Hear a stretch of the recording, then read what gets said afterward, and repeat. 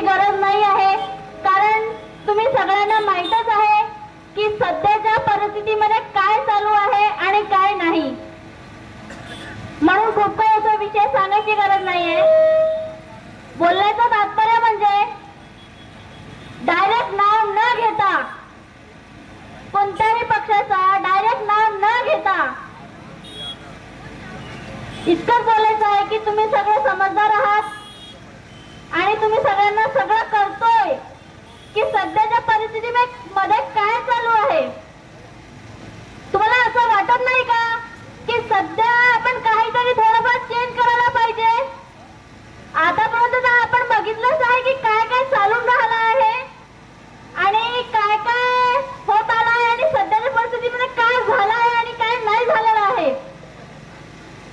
मित्रांनो, माझं एकच म्हणणं आहे तुम्हाला, यावेळेस सावनेर कळमेश्वर विधानसभा निवडणूकमध्ये आपले जे मत आहे ते सगळ्यांनी खूप विचारपूर्वक आणि खूप डोकं लावून आपलं यावेळेस जेव्हा आपण 20 तारखेला मतदान करायला जाऊ तर विचार करून मतदान करा की आपल्याला कोणाला मतदान करायचं आहे. कारण यावेळेस या सावनेर कळमेश्वर विधानसभामध्ये आपल्याला खूप परिवर्तन करायचं आहे.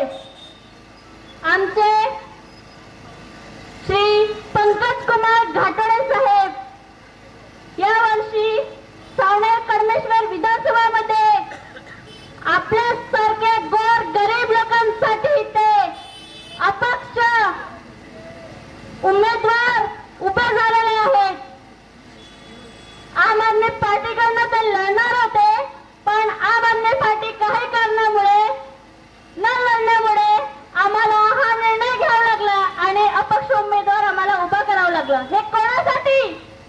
हे आम्ही साधारण जनतेसाठी, साधारण आम लोकांसाठी, गोर गरिबांसाठी. कारण आम्ही गोर गरिबांकडे कोणी लक्ष देत नाहीये की कुठे काय चालू आहे, कुठे काय नाही चालू आहे, कुठे काय करायला हवं, कुठे काय नाही करायला हवं. म्हणून तुम्हाला म्हणतोय, जर आपल्या इथे चांगला दवाखाना पाहिजे, चांगली शाळा पाहिजे, चांगले इंजिनियर कॉलेज पाहिजे, चांगले क्रीडा मैदान पाहिजे, वृद्ध लोकांसाठी फिरण्यासाठी चांगलं गार्डन पाहिजे.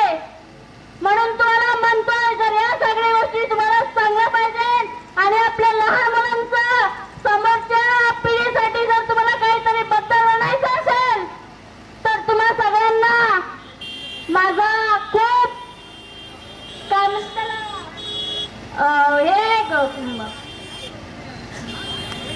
की तुम्ही सपोर्ट करा आमच्या सर्वांचे लाडके पंकज कुमार घाटोळे साहेब यावेळेस सावनेर कळमेश्वर विधानसभामध्ये अपक्ष उमेदवार उभे झालेले आहेत.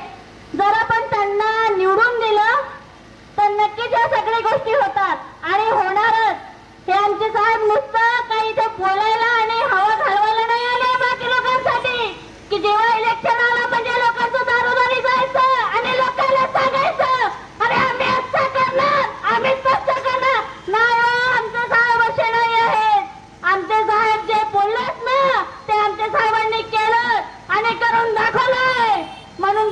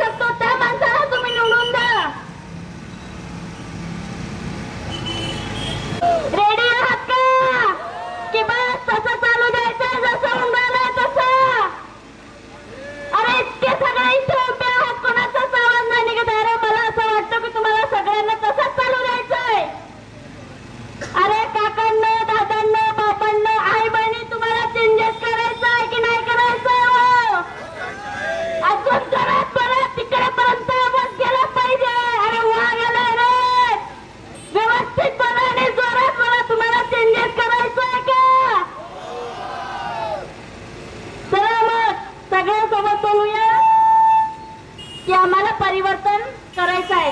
परिवर्तन करायचं आहे ना?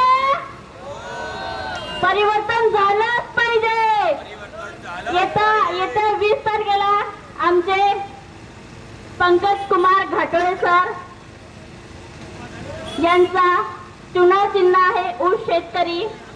यांना 18 नंबरचं बटन दाबून बॅलेट पेपरवर यावर्षी 2 मशीन आहेत. दुसऱ्या मशीनवर दुसरा नंबर पंकज कुमार घाटोळे साहेबांचा आहे.